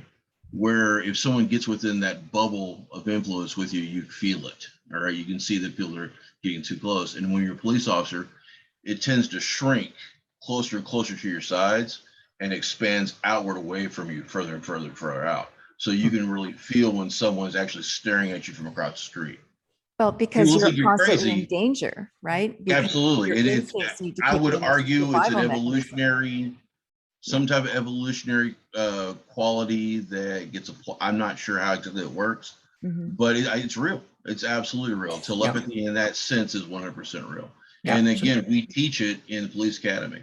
And that's one of the things, again, Peter Carroll brought up in one of his books. I don't remember which one it was. Or it was either him or Phil Heim, Condensed Chaos, talked about it. One of the two. But yeah, this is something that I'm quite sure Noetic science has looked at least once or twice over the years. I'm So sure, right? this fits into the category of the feeling of being stared at. And so the way we do it in the lab is we want to make sure that it's not peripheral vision or some other senses. So we isolate the two people. One goes in the shielded room, the other one's at a distance. We use a one-way closed circuit TV so that the starer can see the staree, but not the other way around. And then at random times, we have the starer look at the video image of the other person and stare intently at them.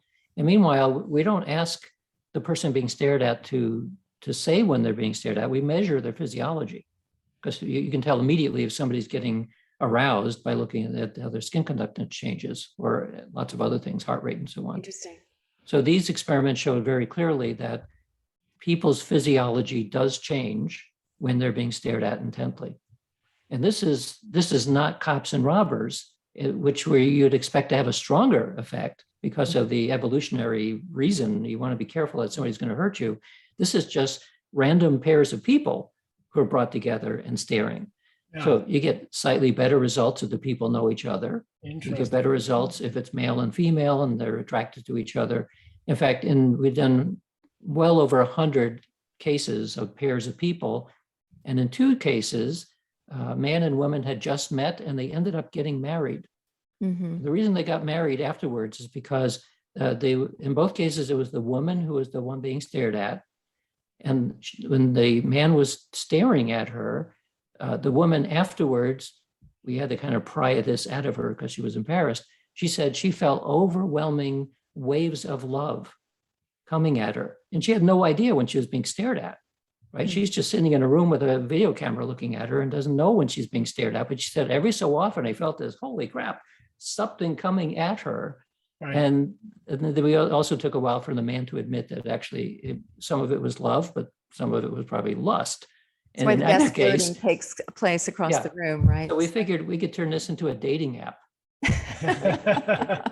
If you're responding to somebody that strongly, so you can actually feel it, as opposed to simply measure the physiology of it, then there's some kind of connection going on.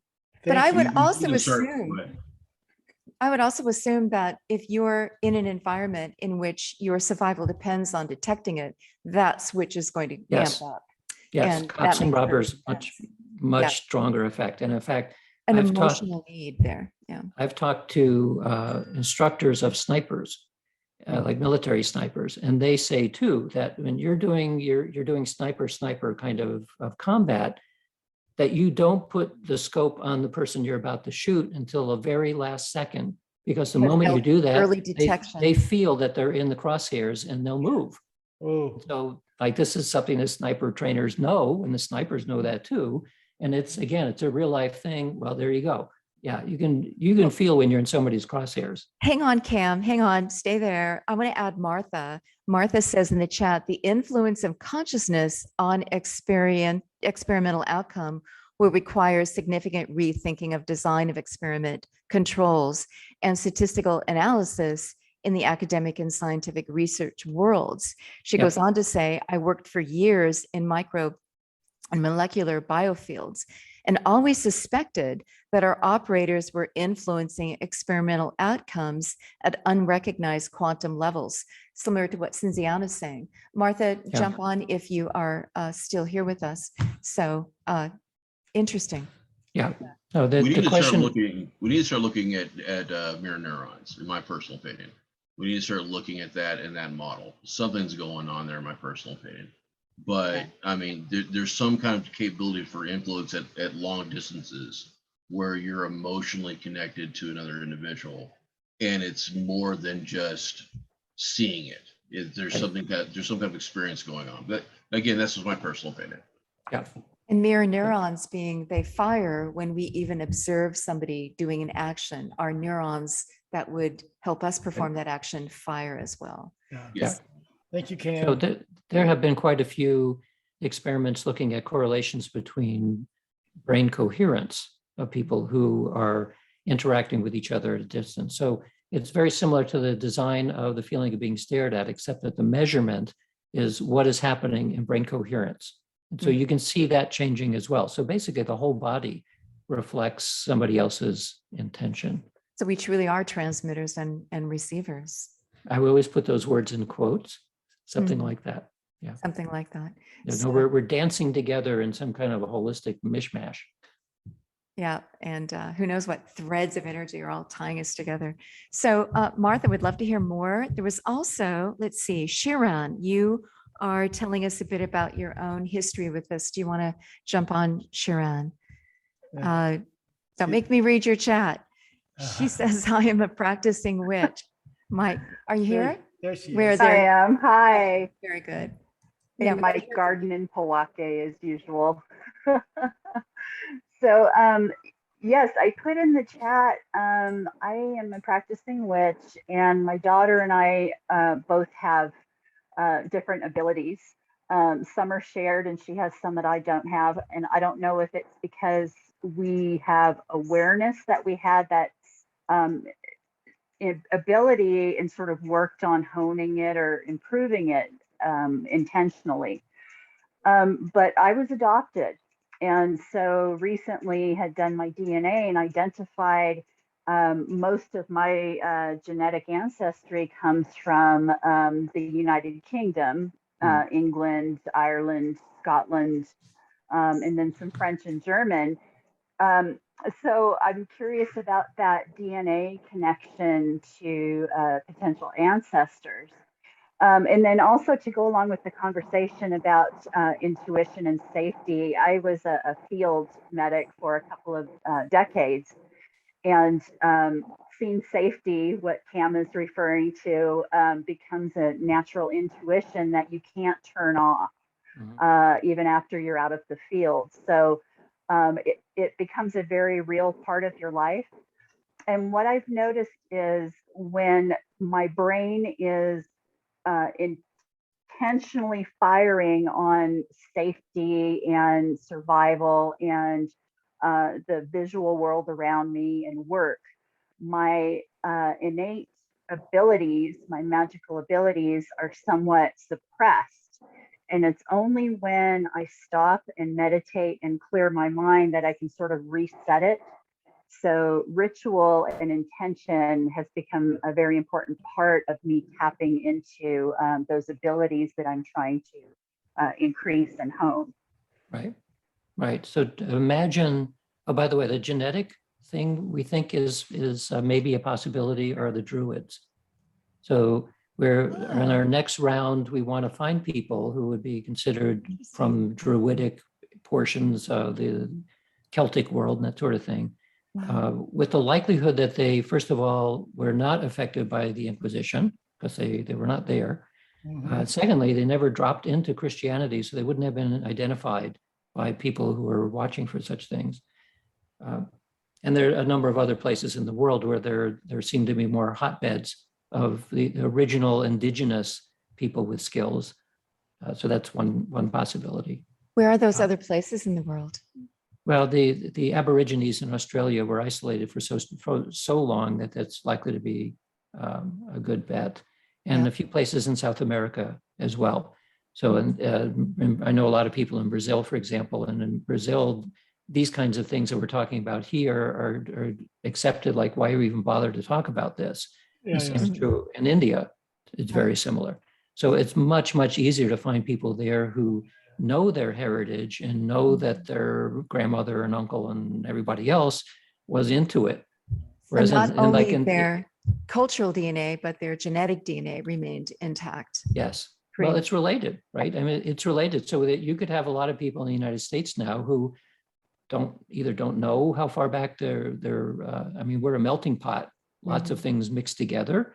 Yeah. And they may not know because people tend not to talk about these things because they think people will think they're crazy. They don't admit it. In that case, you could have families for generations where there were people who had these abilities, but you'd never talked about it. I have two sisters who finally, we all talk about our own spontaneous mystical experiences since childhood. And our mothers goes, yeah, I knew that. I mean, you can open up that conversation in a safe space and you can hear some pretty amazing stories. Yeah. The same Laura, is true. can I just say you're very lucky to have that opportunity, because for those of us who were adopted, we don't have those biological family members that we can have those conversations with. So it leaves this big sort of empty space of, am I an anomaly in my family line, or, was I just another one of a long line? So if that could be a part of an experiment, sign me up. Yeah. And one of us has to be bold enough to have those conversations, because you couldn't have them as a kid. You're right. People would think you were nuts. I want to say Sharon Rose says, I was involved with a specific mantra use for 7 years with a group of people led by a woman from India. This mantra was to protect the earth from a projected active sun cycle for a certain year. That year came and the sun did not produce the activity as the scientists thought it would. I remember being at a star party in Eastern Washington at Table Mountain and looking through all the different scopes. And during the day, there was one projected at the sun with all the filters so you wouldn't burn your eyes. And it was perfectly quiet. I'd never seen the sun perfectly, this was several years ago, perfectly quiescent. But I thought that was just part of a cycle. It goes quiet, it goes active, goes quiet, goes active. Sure. So and they actually, when you'll see the sun as completely quiescent, it's a little freaky. You don't want the sun to be completely quiescent. But of course, it will go through cycles and eventually, it just calms down. Yeah, very interesting. Christine, we're running out of time, but we'd love to hear from you, Christine, another anthropologist. Yeah, and then we appreciate the second hour with you, Dean. Appreciate that very much for staying on. Sure. So. Hi, Dean. May I call you Dean? Sure. Okay. I'm at the University of Missouri in the anthropology department, and I've been studying shamanism for over 20 years. And I found it interesting toward the beginning of your slideshow, you had what looked like a dendrogram, or branches with magic. So you had something like non-physical entities on one branch, I'm looking at my notes, mental influence on another branch, and then remote sensing viewing on another branch. Reading through a lot of ethnographies, or even with our practice at Cuyamongue, a lot of shamans, or in our practice, we call them the spirits first. And so the spirits are part of the algorithm, if you will. And then those help with mental influence, so they can really help you, the non-physical entities with cognitive stuff, divination, those type of things, are actually pull you out of your body and fly with you and support you through your soul flight, if you will, if you're a shaman. And so that will help you with remote viewing. So I find that interesting. So I would maybe thinking about this, a nice science diagram, but in reality, I think from practitioners, both within Native American communities, but also worldwide, that you see all three of those branches weave like flows of water overlapping each other. And I don't know if you really thought about that or how you might do that. So I think it'd be really hard to pull those three branches apart experientially with practitioners. It was a thought. Yeah, no, it's a good thought. We've done a number of studies with mediums where Right. it mainly So looking like, at is the information they're getting verifiable and correct and not using cold reading and all of the other methods? And the answer is yes. And so we've done some neurophysiological studies as well to find out is their brain operating the same way while they're in trance and not trance and so on. So we found mediums who are quite good at what they do. have you looked at any Stanley Krippner's work? Dr. Krippner, Stanley Yeah, Krippner's work? so Stanley was my mentor initially. He's the Oh, I did reason not why. know that. So Yeah, yeah, he does a lot of that stuff in the skin conductance. I have my students read a lot of his work. Yes, I'm sorry. Right. So what I'm thinking of is we probably could do a study where maybe it's some kind of mind matter interaction study, but we have our mediums request that we're helped by somebody who's able to help us. I don't have that ability, so I don't sense spirits anywhere. But when I go to mediums, they look at me and say, "Oh yeah, there's you have these people and these people. They're always with you." And all right, so we could do an experiment. Like there's a subjective component that we need Right. one or more mediums to say, "Oh yeah, so and so is here now, and they're going to help you do this experiment." We'd have to get it through our IRB. Right. That's Which always is- the hassle. Yes. How do we do that? Do we compensate a Right. medium? A medium we can, but like, what does a Internal spirit review. want in terms of compensation? Mhm. Is that even, What- is that a thing? Yeah. Well, And I would say with Cuyamonga, you have some participants that might be willing to do that as well. So you wouldn't have to go as abroad or actually have people at different levels of the practice too, is a suggestion as well. But I don't know what Laura and Paul thinks about that, Mel. Yeah. What I think is it's been so interesting to have a worldwide group of participants all coming together over Zoom at the same time in the same ceremony, calling the spirits, however you want to define them, holding a posture with the sonic driving through a rattle and then sharing experiences. And then you would be amazed, I think, Dean, at some of the correlates of Right. her Mhm. experience. And Christine has even pulled a pot off of her shelf and said, "Oh, you're using a posture from an artifact from this culture that I study so deeply. And look at the iconography and what's known about it. It perfectly correlates with these experiences over here and across the board." So It's all- actually surreal. I mean, it breaks our materialism science totally out of the water, whatever is Yeah. going on, because it's also replicating things from thousands of years ago that we're seeing in the iconography, but our physiology is probably doing it as well.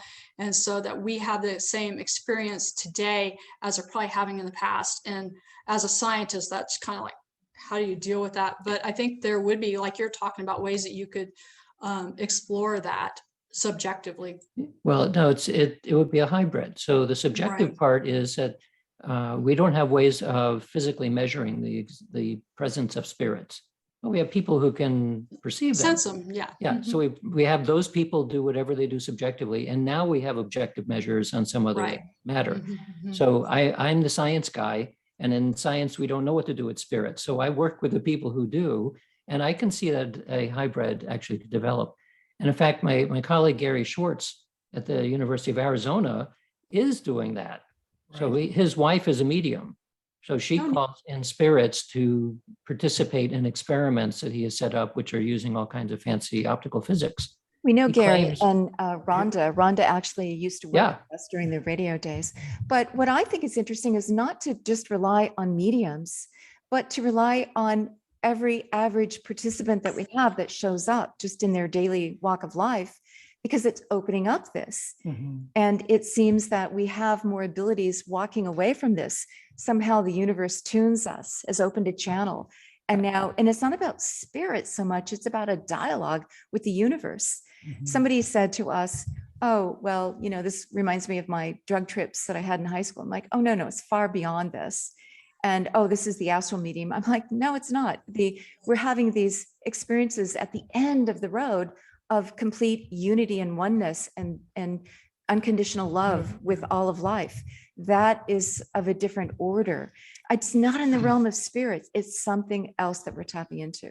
Right. So as a scientist, I always want to be able to define what is the something else, Yeah. right? Right. So how do we begin to even conceptualize the epistemology necessary to figure out that question, Language for this. right? That's Well, very- and people like Michael Harner, I love Michael Harner. He brought in the shamanic studies into the United States and did that. And he goes, well, I think we ought to at least use that as a metaphor minimally, because that's how so many shamans worldwide and through history have used whatever that force, energy, universe, psychic ability, whatever that is, within the terms of shamans, they use spirit. But you're absolutely right. We don't know that. But there's something that they've keyed in on throughout our 30,000 years that appear to be something of that nature that we call spirit, whatever they are. Yeah. Easier to say what it's not than what it is. Right. Yes. Yeah. Very interesting. Wow. So Well, once again, we don't want to go overtime because we're respectful of the extra hour you gave us here. thank you so much. Dean. So and Christine, you always add so much to the discussion. Thank you as well. Oh, thank you. Yeah. appreciate that. And So Professor Radin, I mean, it's been one fantastic class. We've really appreciated all that you've offered, the science, the rigors for which you approach this topic. Because otherwise it's just out there as one of those things. Oh yeah. But you're putting so much substance. Okay, if there's a phenomenon here, let's apply the scientific method the best to our ability to see if we can come up with something legitimate to continue the research. And you've done that. You've shown and that articulate it in very clear terms. there's enough Yeah.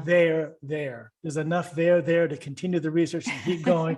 And it helps us so much with Yeah. what we're doing, trying to find Yeah. the validity behind the experiences that we're having on the subjective level. So Because it can be very much a cognitive dissonant state when you have these experiences and yet you're in a culture which denies those very experiences. Yeah. And so Yeah. it's incumbent upon us just to go forward to expand that worldview and accommodate this. Yeah. And you're helping forge the way. And 40 years research, all the books and all the experiments that you've conducted. Yeah. Thank you. You're so well respected around the world. And it's been a pleasure to have you here today. That would not be the case if you would look at my bio on Wikipedia. Whoever wrote that does not like me at all. We have to So change that. yes. Yeah. So Well, some I mean, people like Heretics are this. welcome here. That's what we like to Yeah. say. Go ahead. Good. No, I agree. I sometimes I think of myself as a heretic, but more likely just an iconoclast. Iconoclast. yeah. Yeah. Break some Well, barriers. keep chipping away, keep doing what you're doing. It's fabulous, fantastic. We need another, hundreds of scientists with this kind of dedication to bringing this knowledge forward. It does impact us as a civilization. It does impact us as human beings in our journey and our relationship to the And what planet we're doing. and Yeah. all of that. So I see it like plate tectonics. Eventually the evidence will be overwhelming and then everyone will go, oh yeah, we knew that all along. Then the earthquake Yeah. comes. Yeah. So, Okay. anyway, Ah, thanks so okay. much. Appreciate all your time and good luck and keep us posted on your experiments.